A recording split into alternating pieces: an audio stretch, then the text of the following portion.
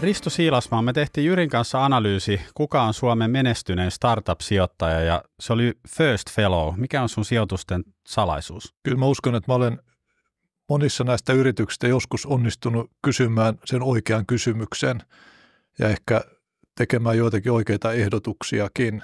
Mutta mä ihan rehellisesti en voi väittää, että mun kontribuutioni olisi ollut kauhean suuri. Niin siis mä muistelen, kun LP Alex Bangas kysyi GP Alex Ohanianilta, joka siis perusti tuon Initialized Capitalin entinen Redditin toimari, niin Ohanian vastasi, kun se Bangas kysyi, että how do you help your founders, että why would I ever invest in a founder who needs my help? Mä melkein väittäisin, että se yksittäinen asia, missä hyvä sijoittaja voi ottaa kaikkein eniten, on fokuksen löytäminen. Koska yrittäjällä on usein taipumus levittää se fokuksensa liian laajalle. Ja elää tavallaan semmoisessa toiveiden maailmassa, kun kaikki näyttää hyvältä. Jokainen polku näyttää houkuttelevalta, niin mä kävelen niitä kaikkia polkuja pitkin yhtä aikaa. Käykö sulle koskaan silleen, että se founderin polku on tosi erinäköinen kuin se polku, mikä sun mielestä pitäisi valita? No aika useinkin, joo, mutta mä autan sitä founderia kulkemaan sitä hänen polkuansa pitkin sitten. Mutta useimmiten se hänen polkuunsa pikkusen lähestyy sitä polkua, joka mun mielestäni olisi paras. Ja sitten mä yritän ehdottaa tälle founderille, että okei, lähdetään etenemään näin kuin sä haluat, mutta mietitään, missä meidän pitäisi olla 6 kuukauden kuluttua, jotta me tiedettäisiin, että tämä sun polku tulee olemaan menestyvä polku. Joo. Ja jos me ei päästä sinne, miten sä nyt itse määrittelet, missä meidän pitäisi olla, niin sovitaan, että 6 kuukauden kuluttua mietitään, että käännettäisikö me sitä polkua johonkin toiseen suuntaan. Joo. Ehkä siihen suuntaan, mitä mä nyt advokoin, ehkä johonkin toiseen suuntaan. Anssi Ruusi puhui meillä Supermetricsin nykyinen toimitusjohtaja just tästä samasta, että miten tärkeää on olla osaava asettamaan itselleen oikeita tällaisia tavoitteita ja sitten niinku sieltä purkamaan taaksepäin sitten, että mitkä ne tänä päivänä tai tällä viikolla tehtävät toimet on, jotka sitten niinku ikään kuin vie kohti sitä tavoitetta. Et aika usein yrittäjille ne on aika hähmyisiä tavoitteet. Et mä kyllä ostan ton idean, että jos pystyy sijoittajana ikään kuin auttamaan sitä yrittäjää kristalloimaan ne omat tavoitteensa, niin se voi just auttaa yksinkertaistamaan asioita ja keskittymään. Ja tämmöisten hähmäisten, epämääräisten tavoitteiden luominen, se on defensiivistä, koska silloin sä et koskaan feilaa. Se on totta myöskin. Silloin, kun mä olin nuori yrittäjä, ja mä muistan Stratos Venturesilla, joka oli meidän ekoja sijoittajia, niin oli tämmöinen portfoliopäivä, missä oli kaikki founderit. Mä en silloin tietenkään ymmärtänyt mistään yrittämistä ja firman kasvattamista oikeasti yhtään mitään. Sitten mä kyselin niiltä muutamilta foundereilta, että onko teidän tuote valmis. Sitten ne aika monesti vastasivat, no tuotehan ei ole silleen koskaan valmis. Sitten mä vähän niin kuin mietin sille raavin pääten, että oliko toi nyt niin kuin fiksusti vastattu vai ei. Ja se jäi kalvamaan mua, koska se oli epäkonkreettinen tavoite. Mun mielestä tuotteen version pitää olla valmis. Ja nämä 3 firmaa, joissa nämä founderit vastasivat näin, niin itse asiassa kaikki meni konkurssiin, ja mä totesin, että se oli huono vastaus sitten noin 2 vuoden päästä. Ja se oli myöskin hyvin suomalainen vastaus. Oliko? Tämähän on se stereotypia suomalaisten ja jenkkiläisten eroista. Että se jenkkiläinen, joka ei ole edes aloittanut sen tuotteen kehitystä vielä, olisi sanonut, että on se valmis. Niin. Että tehdäänkö kaupat? No se voi olla, joo. Mutta mä ajattelin tuossa filosofiassa enemmän sitä, että mä uskon itse siihen, että pitää niin kuin, tehdä valmiita lopputuotteita, vaikka ne olisi keskeneräisiäkin. Eli sun pitää pystyä, niin kuin, vähän niin kuin sä puhuit noista poluvirstanpylväistä, niin pitää pystyä sanomaan, että tämä on meidän tavoite. Oli se sitten vaikka tuotelanseeraus, että se meidän tuote on vaan valmistona hetkenä. Sitten se voi olla, että se on valmis epätäydellisempänä kuin on ajateltu, mutta on tärkeää ikään kuin tehdä sellaisia täysiä syklejä, koska ne sitten paljastaa aika rehellisesti, että missä kohtaa sun oma firma on myös menossa. Joo. Ja se ajatus siitä, että tuotte ei ole koskaan valmis, niin sen voi tulkita 2 tavalla. Toinen on se, että aloitetaan myymään sitä nyt heti sellaisena kuin se on, koska ei se ole koskaan valmis. Sitä voidaan samoin myydä nyt. Kyllä. Tai sitten voi ajatella sillä tavoin, että ei aloita koskaan myymään sitä, koska se ei ole koskaan riittävän hyvä. Joo, mä oon huomannut itse, ja mä muistan vaikka just kun me tehtiin Petteri Koposen kanssa Jaikuu, että oli tosi hyödyllistä, että vähän niin kuin välillä piti tekastakin joku tällainen deadline. Usein, että se oli joku, sanotaan nyt vaikka just tulossa Slash, että on joku tällainen ulkoinen tapahtuma tai vastaava, mihinkä sen voi vähän niin kuin ehdoin tahdoin ankkuroida, niin sitten pakottaa sen tiimin ikään kuin tekemään jotain valmiiksi, joka muuten ei ehkä koskaan valmistuisi siksi, että on joku kohta, missä se pitää esitellä tai julkistaa tai muuta. Kaikkiin tuotteisiin se ei välttämättä toimi, mutta kyllä monet, esimerkiksi vaikka Apple, niin just tällä tuotejulkistuksella ja tekemällä niissä sellaisia suuria tapahtumia, niin mun mielestä niin kuin osittain se on sitä sen oman sisäisen tiimin motivointia siihen, että on tärkeää. Joo, se pitää paikkansa. Miten Risto, kun aina sanotaan, että jos sijoittaa 10 startuppiin, niin yksi vaan niistä menestyy. Mikä sun oma kokemus on tällaisesta, niin kuin sun omakohtaisen kokemus omasta portfoliosta tällaisesta niin kuin suhteista, että kuinka moni menestyy todella hyvin, on tämmöinen niin kuin outrun tai outlier, kuinka paljon on keskitason firmaa, kuinka paljon menee sitten nollaan. Mä voin sitten kertoa Lifelinein kokemuksia. No Lifeline'illahan track recordi on ainutlaatuisen hyvä, mutta mielelläni kuule, minkälainen se on ollut, mutta niin kuin mä sanoin, me ollaan oltu onnekkaita, että suunnilleen 1 sijoitus 10 on ollut semmoinen outlieri. Joo. Ja sanotaanko 5 sijoitusta 10 on ollut semmoinen kohtuullisen hyvä ja siitä sitten semmoiseen kohtuulliseen huonoon, että pieni irri ja palauttaa 1,5-kertaisena rahat tai 2-kertaisena rahat. Ja sitten ne viimeiset 3-4, niin ne ei sitten toimi ollenkaan. Joo, aika samansuuntaista statistiikkaa. Tämä on nyt todella raffeja numeroita, mutta jos miettii kappalemääräisesti, niin meidän ykkösrahastohan, joka on 2012 perustettu jo, niin se alkaa olla aika matuuri, eli siellä on niin kuin kaikki tullut elinkaarensa loppuun sillä tavalla, että näkyy, mitä niistä on tullut, mitä niistä on tulossa tai niistä on tullut jotain, niin noin puolet on mennyt ikään kuin melkein täysin nollaan tai käytännössä nollaan tavalla tai toisella kappalemääräisesti, ja se ei ollut meidän oletus, kun me lähdettiin tälle polulle. Mä ajateltiin, että niin kuin 25% tai ehkä 1/3 menee, että se puolet on niin kuin mun mielestä iso luku sillä, mitkä menee täysin nollaan. Loss rate. Niin. Ja sitten ehkä niin kuin samanlainen kuin sun, että niin kuin koko tavallaan sen niin kuin sijoitusmassan yli, niin mä sanoisin, että niin kuin riippuen vähän aikapätkästä, jonka ottaen 1-3 on sellaista niin kuin outlier-firmaa, niin kuin sanoit, ja sitten ne loput on niin kuin siltä väliltä jotakin, niin kuin kuvasit. Tämä on vaan mun mielestä niin kuin kiinnostavaa, että se tavallaan, niin kuin, tämä ei ole sellaista niin kuin 1/10 vaan tuo hyvää tuottoa, koska kyllähän monet näistä keskitason firmoistakin voi tuoda 2-kertaista, 3-kertaista palautusta rahoille, mikä on ihan ok tuotto, jos nyt vertaa vaikka osakemarkkinoihin noin keskimäärin. Joo, ehdottomasti. Että vähän niin kuin tekin olette sanonut, että tavoittelette 50x niin tulosta aina kun teette uuden sijoituksen, että pitää olla jonkunlainen näkymä siitä, että miten tämä yhtiö voisi tuoda rahat takaisin 50x, niin senhän pitäisi johtaa siihen, että teillä on yksi semmoinen 50x, 1/10, tämä on se, mistä puhun, että ne on outliereita, ja sitten olla pari sellaista, jotka tuo 10x. Niin. Ja sehän on jo tosi hyvin se 10xkin monella mittarilla. Joo, on se. Kyllä mä lasken 10x niin kuin outlier-kategoriaa. Me ollaan tehty aika paljon tutkimusta niin kuin tavallaan Lifeline verrannollisista vaikka piilaaksorahastoista, niin se erohan on siinä, että kun Suomessa se tavallaan iso menestys on niin kuin Decacorn-kategoriassa, niin piilaaksossa se iso menestys on tavallaan 10 kertaa se Decacorn-kategoriassa, ja se nostaa sen tavallaan tuoton just niin kuin siitä 10x:stä sinne niin kuin 50x, ja nyt se kysymys on sitten se, että pystyykö Suomessa ja Pohjoismaissa tai Euroopassa syntymään Ubereitä 100x tuottoja. Luuletko, että me nähdään tämän seuraavan syklin aikana, että Suomesta tuli ekaa kertaa tällaisia useiden 10 miljardin arvoisia startupeja? No mittakaavahan on muuttunut. Vuonna 2014 niin maailman kaikkien teknologiafirmojen pörssilistattujen sellaisten yhteenlaskettu arvo oli suunnilleen $4 triljoonaa. Ja tällä hetkellä se on suunnilleen $25 triljoonaa. Et samassa suhteessa on kasvanut myöskin parhaiden startuppien valuaatio. Et tällä hetkellä maailman arvokkaimmat teknologiayhtiöt on 3 triljoonan arvoisia per kappale. Kyllä. Ja 2014, mitenköhän se olisi ollut, 500 miljardia. Ne on niin vähintään 6-kertaistunut, jos ei enemmän. Mä en edes muista, mikä Applen valuaatio oli 2014, mutta ehkä se oli vieläkin alhaisempi. Joo, kyllä.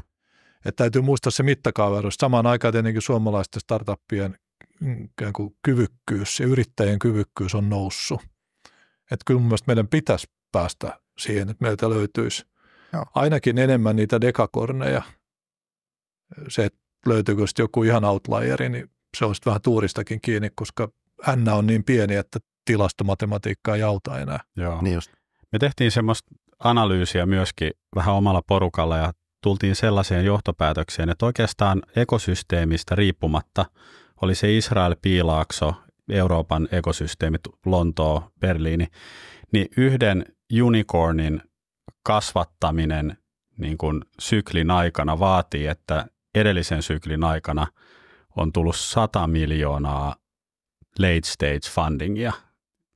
Eli jos tavallaan niin kuin miljardi late stage fundingia menee niin kuin syklin aikana jollekin ekosysteemille, niin sieltä tulee aika 10 unicornia ulos niin kuin seuraavien vuosien aikana.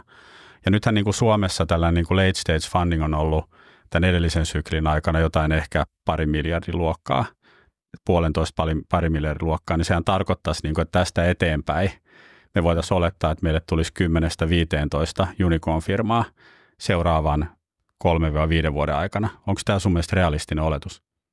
Data näyttäisi tätä.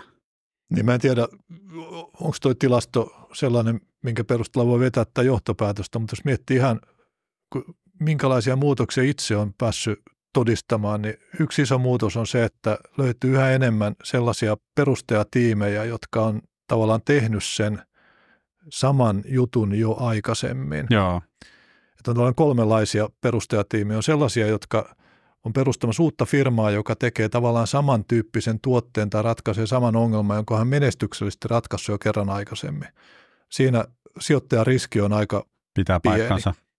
He tekee se vaan uusimmalla teknologialla paljon paremmin kuin mitä se on aikaisemmin pystytty tekemään. Ne muut kilpailijat, niillä on kaiken maailman velkaa niskassansa siinä teknologiassa. No sitten on niitä kokeneita tiimejä, jotka ei tee sitä samaa juttua, mutta ne on menestynyt jo kerran aikaisemmin. Kyllä. Siinäkin riski on alhaisempi, mutta ei yhtä alhainen kuin siinä ekassa. Ja sitten on tietenkin nämä ensikertalaisyrittäjät. Ja se, mikä näissä menestyneissä toisen tai kolmannen kerran yrittäjissä on myös merkityksellistä, että he on tehnyt sen onnistumisensa jossakin isoissa jenkkiläisissä tekkifirmoissa. Yllättävän monet. Ja heillä on kokemusta tavallaan siitä isosta skaalaamisesta. Kyllä. Ei pelkästään sille, että he on Suomessa menestynyt yrittäjinä, vaan he on aidosti nähnyt, miten se tehdään ja mitä se tuntuu. Joo, se on totta. Tämähän on mä itse luotan siihen, että yrittäminen on kisälliammatti. Mä oon paljon puhunut siitä ja kun tulee joku nuori, joka sanoo, että hei mulla ei ole ideaa, mulla ei oikein kokemusta, mulla on hyvä vaikka tekninen osaaminen, mä haluan yrittäjäksi, mitä mun pitäisi tehdä? Niin mä aina sanon, että hakeudu töihin sellaiseen startup-firmaan, joka on jo nostanut vaikka A-kierroksen tai ehkä jopa jo B-kierroksen, ja jossa sä pääset niin kuin keskeiseen tekniseen tiimiin. Et tietenkään mihinkään johtoroon, mutta keskeiseen tekniseen tiimiin, koska firma, jonka henkilömäärä on vaikka 50 ja 200 välillä, niin sulla on vielä niin kuin näkyvyys siihen, että miten ne perustajat vetää ja kehittää sitä firmaa aika hyvä. Ja jos sä pärjäät hyvin ja oot ahkera ja menestyt, niin sä pääset tavallaan nostamaan ikään kuin sitä omaa positiota sillä tavalla, että sä pääset ottamaan niin paljon vastuuta, kun sä kykenet ottamaan tällaisessa niin kuin hyvin kasvavassa ja hyvin johdetussa firmassa.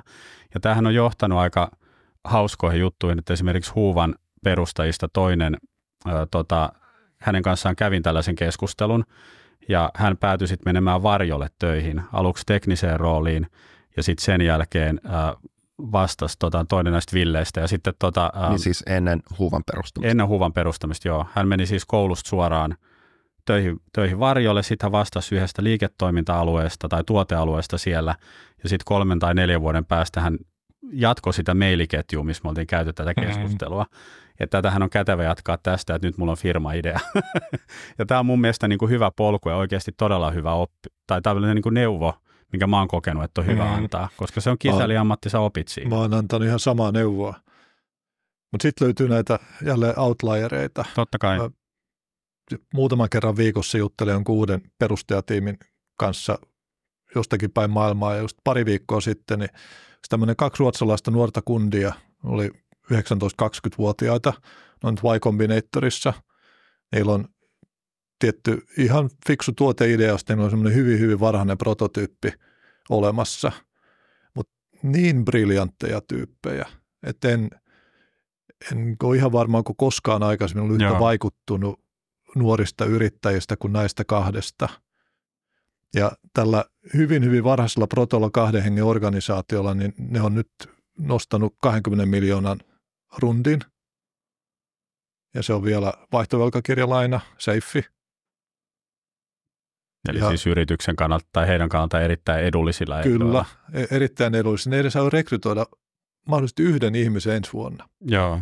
Ja on 20 miljoonaa pankissa. Joo. Ja mäkin olisin lähtenyt siihen mukaan, jos mä olisin saanut suoraan osakkeita. Joo. Ja mä yritin ehdottaa heille, että jos te vaikka myisitte mulle vähän osakkeita, koska mä uskoin niihin 2 kundiin niin voimakkaasti. Ne on niin kuin todella poikkeusyksilöitä. Mutta siinä seifiin mä en suostunut. Kuinka usein muuten toi sun tollainen tuntuma siitä, että tämä tiimi on oikeasti todella poikkeava, on ollut väärä? No itse asiassa tosi harvoin. Et enemmänkin ne isot virheet on tapahtunut sillä tavoin, että mä oon rakastunut johonkin ideaan. Joo. Ja mulla on vähän ollut semmoinen tunne, että tämä niin kuin tiimi on vähän semmoinen niin kuin tasapaksu, mutta eiköhän ne onnistu, kun tämä idea on niin hyvä. Joo. Ne on ne, mitkä feilaa. Joo, sama kokemus. Joo, se on totta, että se jotenkin kulkee vastoin sellaista niin kuin järkeä, että pitäisi vaan niin kuin uskoa siihen, että kun tapaa sellaisen ihmisen, joka osoittaa sellaista poikkeuksellista kyvykkyyttä, niin on tavallaan ihan luontevaa ajatella silloin, että ehkä juuri tässä kohtaa tätä aikajanaa tämä idea ei vielä ole kypsä, mutta näistä kyvykkyyksistä johtuen on hyvin todennäköistä, että jossain tulevaisuudessa sellainen kypsä idea siihen sitten osuu kohdalla ja silloin tämä henkilö kykenee niin kuin eksekuuttaamaan sen poikkeuksellisen hienosti. Joo, ja tuommoista sijoituspäätöstä voi olla vaikea mennä perustelemaan sitten jonnekin eläkeyhtiölle, joka on LP:nä teidän fundissa. Niin. Että me nyt pistettiin 1 miljoona tuommoisille teini-ikäisille pojille, koska ne on niin briljantteja. Niin, kyllä. Ei me uskota edes siihen ideaan, mutta ne kaverit on tosi hyviä. Joo. Me ollaan joskus tehty kyllä sellaisiakin ihan aikaisen vaiheen enkelisijoituksia henkilöihin, ja ne ideat on ollut sitten vaan niin huonoja, ja ne on ollut niin vaikeita ikään kuin pivotoida tai ohjata mihinkään uuteen juttuun, että ne on myös sen takia sitten jäänyt ehkä vähän niin kuin piippuun. Niin, joskushan käy niin, että se tosiaan edellyttää sitä, että täytyy kestää se, että rahoittaa sen seuraavankin sen henkilön yrityksen, koska mun kokemus taas näistä on ollut usein, että ne onnistuukin vasta sillä 2. kerralla. Että sit harmittaa, jos rahoitti sitä ekaa ja jättäytyi pois siitä tokasta, vaikka koko ajan tavallaan uskoo siihen, että tämä tyyppi on hyvä. Mä oon innostunut siitä ajatuksesta, että ennakointi on lihas, jota voi kehittää harjoittelemalla. Ja harjoitteleminen ei ole semmoista pelkästään kuin raudan kanssa äheltämistä kuin silmittömän innon vallassa, vaan se on myöskin ajattelua. Että miten mä teen tämän mahdollisimman fiksusti. Jos tavoitteena on kehittää kyky ennakoida, niin miten mä teen sen, millä työkaluilla, millä prosesseilla, millä ajattelutavalla ja mistä mä saan niitä datapointteja, joiden perusteella mä sitä teen. Ja tähän mä oon käyttänyt aika paljon aikaa viimeisen 2 vuoden aikana. Ja ehkä se kaikkein niin arvokkain asia, mitä mä voin tässä opettaa jollekin aloittelevalle yrittäjälle, on tavallaan se tapa ajatella. Se on niin sen datan keräämistä ja datan hyödyntämistä. Mä kerron ihan triviaalin esimerkin. Että mä olin 2020 tammikuun alussa lensin Japaniin, ja silloin just lehdissä puhuttiin, että nyt joku tämmöinen COVID-epidemia lähtenyt, Wuhanissa jotain tapahtuu. Ja sitten mä siinä oivalsin, että itse asiassa nyt kun tästä näin paljon puhutaan, ihan riippumatta siitä, miten se etenee, niin maailma tulee olla aika hermostunut paikka seuraavat kuukaudet. Et mä en näe mitään skenaariota, jossa pörssikurssit nousisi seuraavan 3 kuukauden aikana. No, tällaisen ajatuksen kuka tahansa voi saada mieleensä, mutta sitten se pieni askel siihen, että teenkö mä jotain tällä oivalluksella. Ja useimmiten se jää tekemättä. No, mulla on sijoituksia pörssiosakkeissa, niin mä totesin, että nyt niitä ei kannata olla.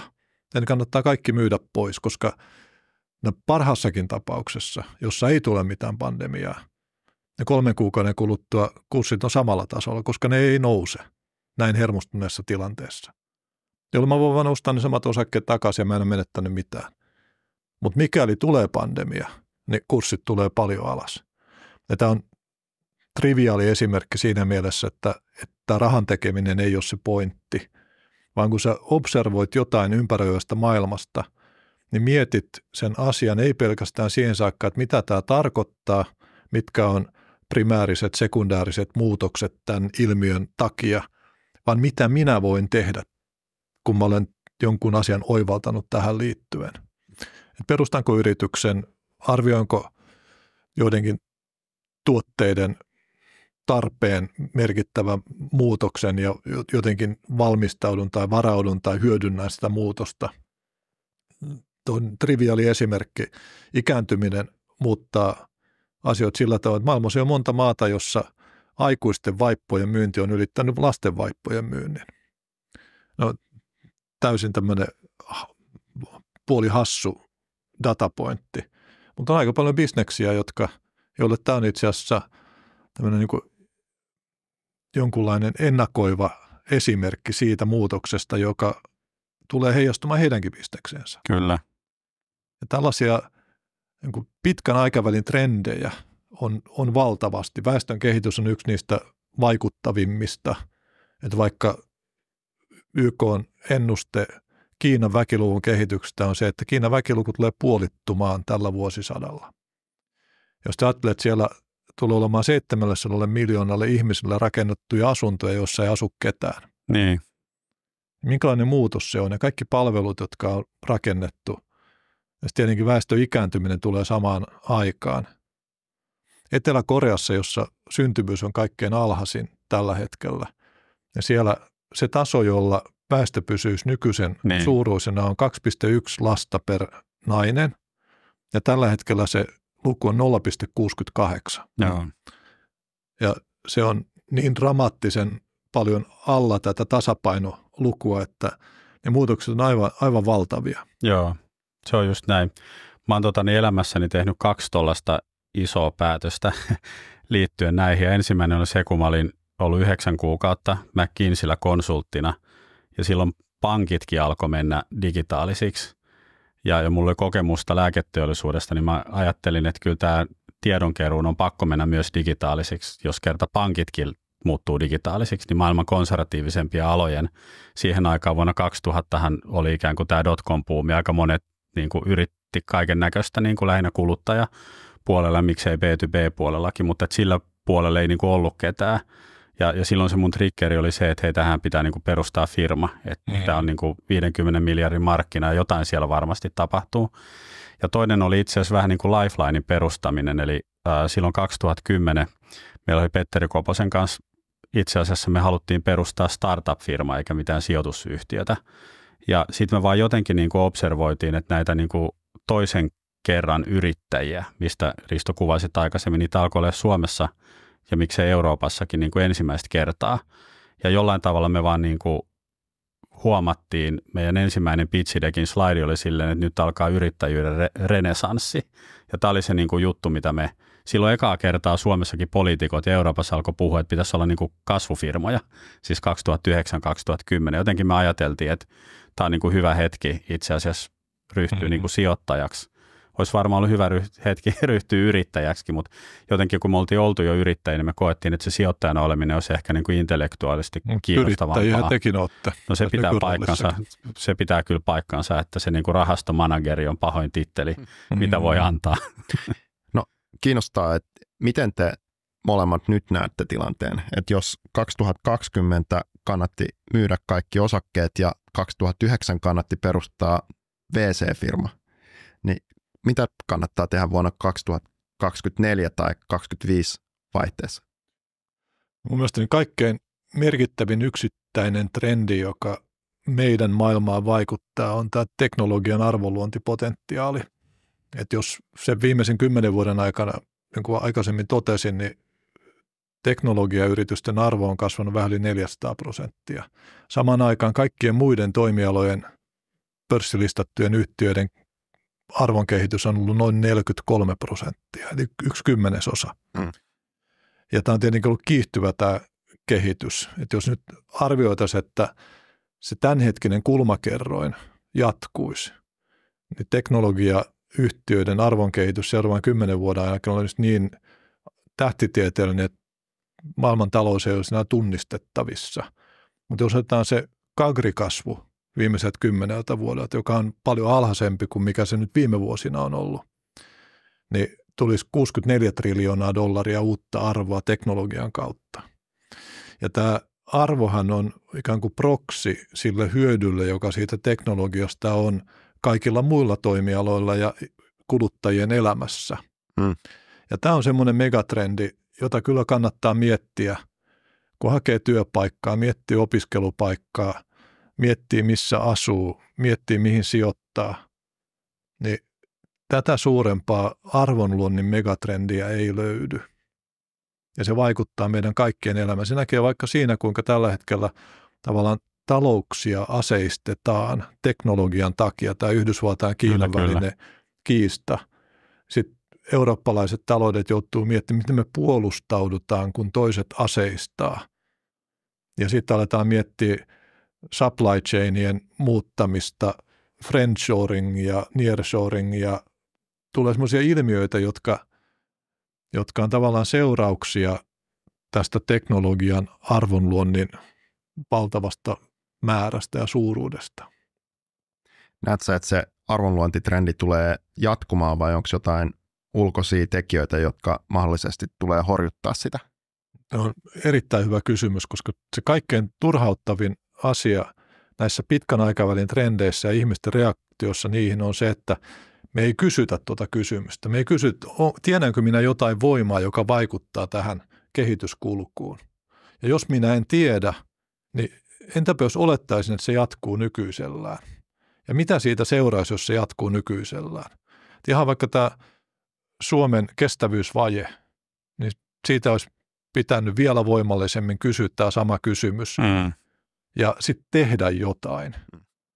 Ja nyt meillä on niin paljon uusia merkittäviä teknologioita ikään kuin juuri tulossa tai tulleet ikään kuin online, tekoäly niistä kaikkein näkyvimpänä. Ja siinäkin ollaan vasta alkumetreillä. Ja sitten kvanttilaskenta ja kaikki nämä CRISPRit ja muut vastaavat, ne on vielä uusia teknologioita. Niin en näe mitään sellaista skenaariota, jossa tämä teknologian arvonluonti merkittävästi hidastuisi. Vähän sama juttu kuin se korona-alussa, että ei ole helppo tunnistaa sellaista skenaariota, jossa silloin pörssikurssit olisi noussut, ja nyt on taas vaikea tunnistaa sellaista skenaariota, jossa teknologian arvonluonti merkittävästi hidastuisi. Joo. Mä luulen, että tuon kysymyksen kysymättä jättäminen johtuu aika pitkälle jopa tällaista normaalista niin kuin defenssimekanismeista, varsinkin tällaisessa niin kuin kestävyysvajekysymyksessä halutaan vaan uskoa, että tämä trendi ei enää jatku. Startup-firmoissa mä usein näen sen toisinpäin, eli firmat, joiden esimerkiksi liikevaihto kasvaa hurjaa vauhtia, niin se luontainen tendenssi on olettaa, että eihän se voi jatkaa tällaista samanlaista kasvua, vaikka seuraavaa 2 vuotta, vaan sen kasvun on pakko loppua, joka sitten johtaa sijoittajalla siihen päätökseen, että myydään. Ja hyvin usein, ja mä en nyt puhu edes mistään suomalaisista firmoista, vähän kansainvälisistä firmoistakin, niin hyvin usein se lopputulema on ollut sitten se, että miksi myin. Eli on niin kuin vaikea uskoa tuollaiseen trendiin, ja harvoin tuo kysymys kysytään, miksi tämä liikevaihto ei jatkaisi kasvamistaan. No koska se on kasvanut niin paljon jo tähän mennessä, on se ainut syy, ja sehän ei ole rationaalinen syy. Jos markkinasaturaatio on vaikka 1%, niin kyllä. Miksi se ei voisi jatkua? Kyllä. Niin miettii jotain euraa, jonka tuntuu, että se on kasvanut valtavasti, mutta sitten bränditunnettuus jossain Jenkeissä on vasta joku alle 2% populasta, niin siellä on vielä aika paljon varaa kasvaa. Joo. Just näin. Ja toivottavasti se varmasti jatkaakin. Silloin kun mä olin itse founderi, mulla oli monesti semmoinen olo, että mun pää on niinku semmoinen lautane, joka on täynnä keittoa ja se niin kuin hölskyy sieltä pois, että mä en niin kuin kykene pitää sitä kaikkea mun päässä. Ja nyt kun mä menen muuten tähän runoon, pakko kysyä, minä vuonna F-Secure muuten listattiin? 99. Ja eikö SSH listattu sen jälkeen? Muutama vuosi sen, tai en muista ihan tarkkaan. Silloin se oli SSH-listautumisanti, koska se oli sitä hullua aikaa, kun ei netissä niin kuin merkattu näitä osakkeita, vaan ne merkattiin niin kuin Alexilla. Ja silloin se ei ollut F-Secure, vaan se oli SSH-listautumisanti. Ja mä muistan, kun meillä oli siinä Alexin vieressä toimisto, meillä oli niin kuin 4 miljoonaa euroa maksamattomia laskuja, firma oli menossa konkurssiin.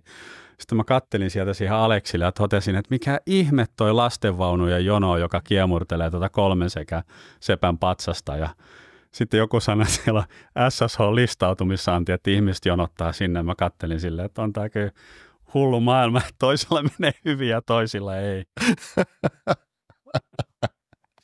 No, ja mä oon monta kertaa ollut tosi onnellinen siitä, että me listauduttiin ennen sitä kuplaa. Joo.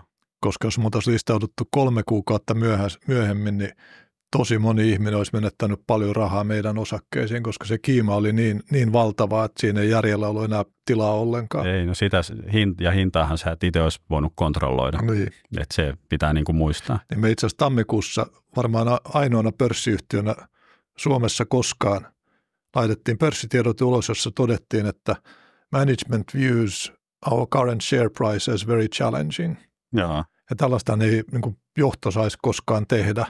Me saatiin sitten hirveästi huutia, mutta mitä se oli seurauksena? Oli se, että meidän kurssi 3-kertaistui seuraavan 6 viikon aikana. No niin, hullu maailma.